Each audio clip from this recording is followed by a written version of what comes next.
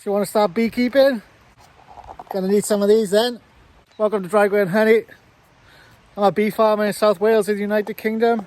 Today we're going to talk about the essential things you need to know, the essential bits of kit you're going to need to start beekeeping.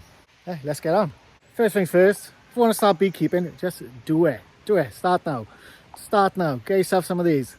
Put in an order for bees now because they sell out quick. So make sure you put an order in.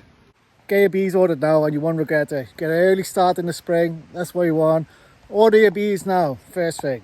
Now we at Draigwenhoney, we sell bees, so if you want some, get in touch, we can have spring nukes. If not, order them from anybody near you. Anywhere you can get the bees, order them. They do sell out fast. After you've ordered your bees, next thing you're going to want to do, well, I've put my veil on you at the minute, because it's winter time where I am. The bees are fighting hornets and wasps at the minute. They're trying to get all the stores. So I put this little veil on just so I don't get nipped. But next thing you're going to have to know is you will get stung. These bees, they're stinging insects. There's not much going on at the minute, but they can get a little bit bitey no matter what bees you've got. The best bees in the world. Some times of the year they get a little bit agitated, extra defensive, and they get bitey. You will get stung. Next thing, after you bought your bees, you're going to have to get yourself a hive. Now there's two options you can do. One, you can buy the hive pre-assembled, you put it together, or you can buy it already assembled and painted, or you can make it own. Now, I've made all these ones. Everything here apart from this polystyrene ones I've made. So that'll save you money. That all depends on your budget. You can make them yourself, or you can buy them in. Then you're going to have to get yourself some frames. These are called frames, and wax foundation. This is the beeswax here that the bees are going to use to draw out the comb. This is what they're going to use to live on, where they're going to put honey in, and what they're going to make little baby bees on. Order yourself some bees. You've got yourself a hive to put the bees in. You've got some frames and foundation. That's what the bees are going to live on. Then you need to get yourself somewhere for them to put the honey. Now in the UK we call these boxes supers because they go on top of the hive like this. This is where the bees are going to put the majority of the honey that you'll be able to take off next year. So these also need frames. They're a little bit smaller because the big frames are heavy. When they're full up with honey, they are heavy. So we use these little frames. They're going to need frames of foundations. For every hive that you got, you're going to want at least 3 of these super boxes. You're probably going to need 6. If you're really good, who knows, you might need 10. But you're going to want at least 3 per hive. Okay? At least 3 boxes with at least 10 of these super frames inside. If you're in America, you might have a medium Langstroth here. In the UK, we mostly use nationals. So it's up to you. That'll be something you can think about over the winter while you're waiting for your bees to come. So you've got a hive, supers, frames of foundation. They're like the essential bits you're going to need. Now if, like me, you choose to make all the equipment yourself, like I didn't have the money to start it off, so I made everything myself. If you've got the money to buy it, I suggest buying it. Or if you like doing woodwork, build them. If you choose to build all the hives yourself, you'll save yourself a lot of money, but it will involve a lot of woodwork. So if you're not comfortable with doing the woodwork, buy them in, because it's pretty simple. It's on your box, but some of the bits are fiddly. Need special rabbit joints and stuff like this. Beekeeping can involve a lot of woodwork. That's one of the things they don't really tell you when you're on like a beginner's course or something. It involves a lot of woodwork. For me, I spent most of my time building boxes, building other accessories to go with it. So it's going to need some woodworking skills eventually.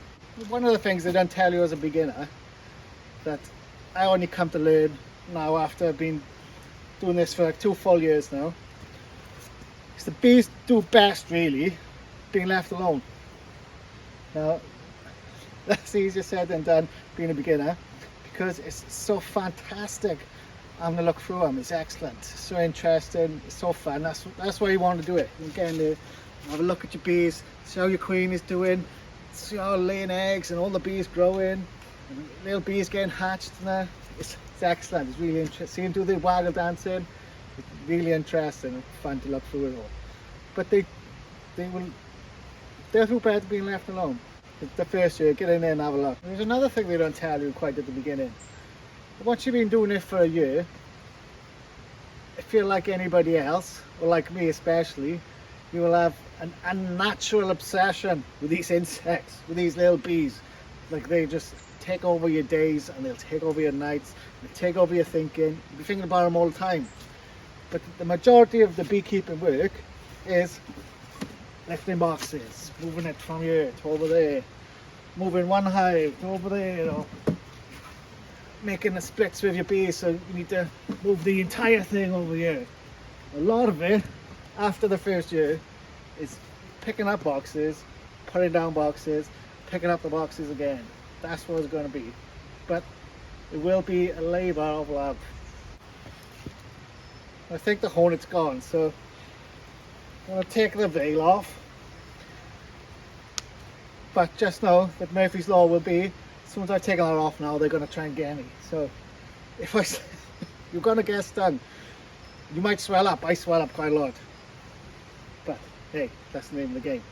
So the next thing you're going to have to need, after you've got your hive and your supers, you're going to need a way to feed the bees in the spring or in the late winter. You take a lot of the honey off, the bees are going to need a certain amount of food to get through the winter, you know. So we feed them. But you need to get yourself a feeder. You can buy them. Excellent feeders. You can buy them made out of polystyrene, out of plastic. It's all different types. Like I said, I was cheap, so I've made my own. It's just a box sealed with wax. The bees come up out of here, go into there, and eat the straight up out of there. So that's another thing you're going to need. Feeders. You get in the female at the minute. Lots and lots of boxes. That's all. That's basically what beekeeping is. Moving boxes about, putting bees in and out of different types of boxes. It can be expensive. It's not cheap if you buy everything in. 4,000 bees a drip. It's not cheap if you buy everything in, but you know, you'll get it all out. You'll get a lot out of it. We're sticking on the theme of the stuff you're going to need for your hive. The next thing you're going to need is a roof, something to keep it dry. That'll come with your hive if you buy it. If not, you're going to have to make it. And you're going to need a floor. Many different types of floors. They'll come with your hive if you buy it. If not, you're going to have to make one. It's what it is. Every hive going to need a floor, going to need a roof. Now, if you plan on taking honey off, most people use what's called a queen excluder. The queen bee is too big to fit through these holes. The worker bees can fit through these holes, but the queen bee can't. That's in essence how it works. What you do is this. With the queen excluder, you put it on top of your hive. You put the boxes that you want your honey to go into on top of it. The queen can't lay eggs in there. And the bees will come up and fill all this top frames here with honey. There'll be no baby bees in there. Should everything going right, there'll be no baby bees in there. There should only be honey. You're going to need yourself one of these. You're going to need yourself a smoker. Well, it's just a little metal tin. You'd like to fire it in here. Puff out some smoke. People say it calms the bees down. It doesn't really calm the bees down, but it does alter their behaviour.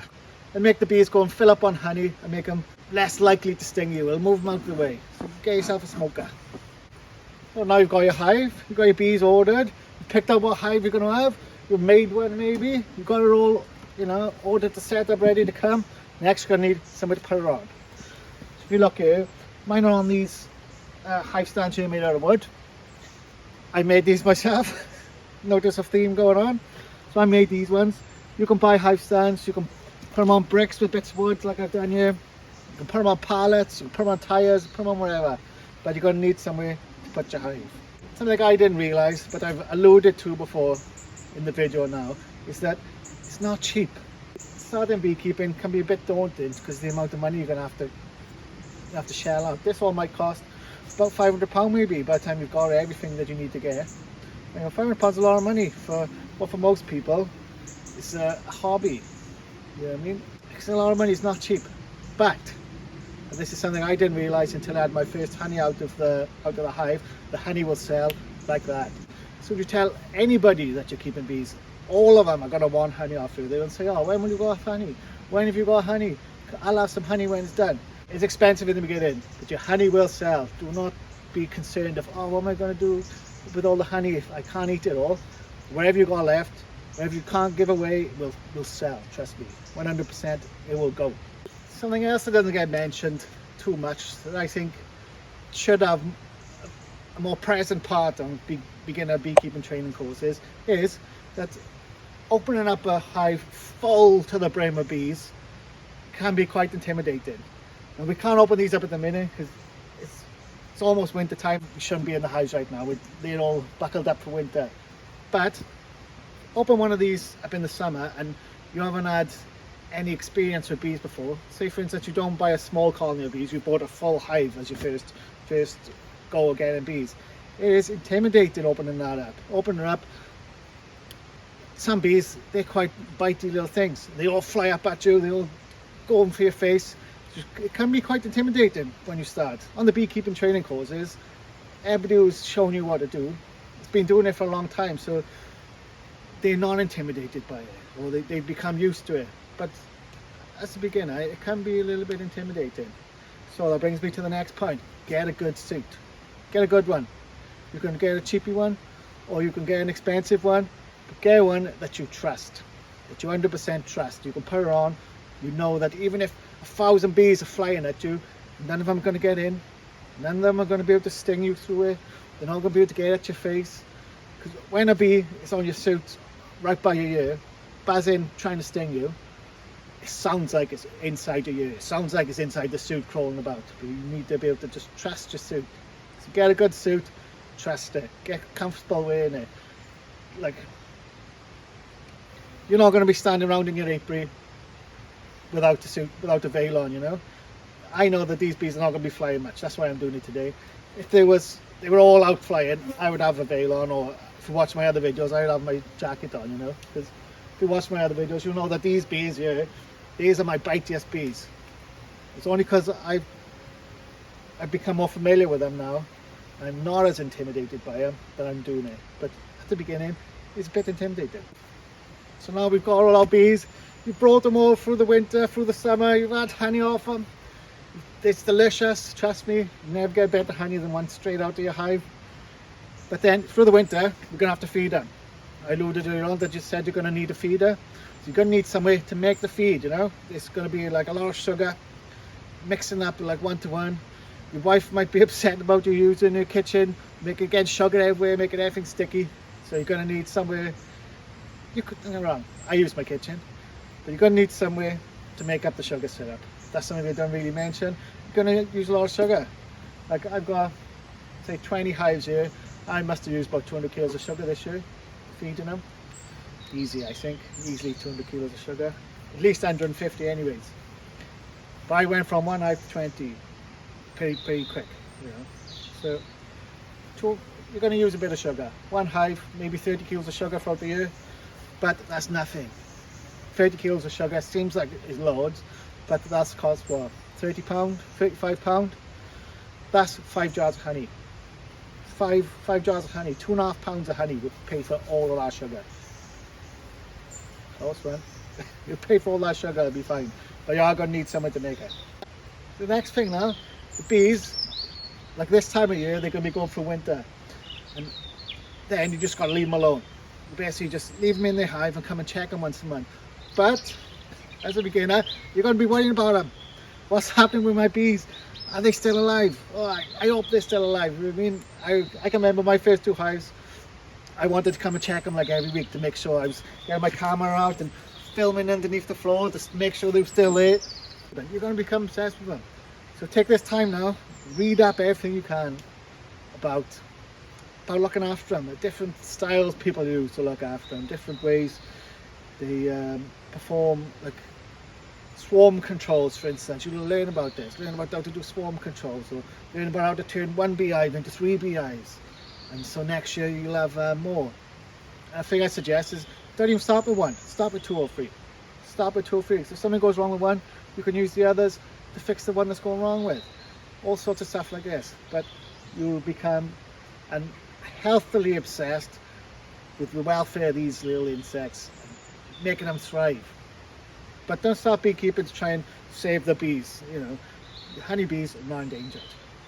Honeybees, do it because you want to do it. Do it because you love being outside with the nature. Do it because like once you start, you can't stop. But the honeybee don't need saving, but they're so fantastic to look after.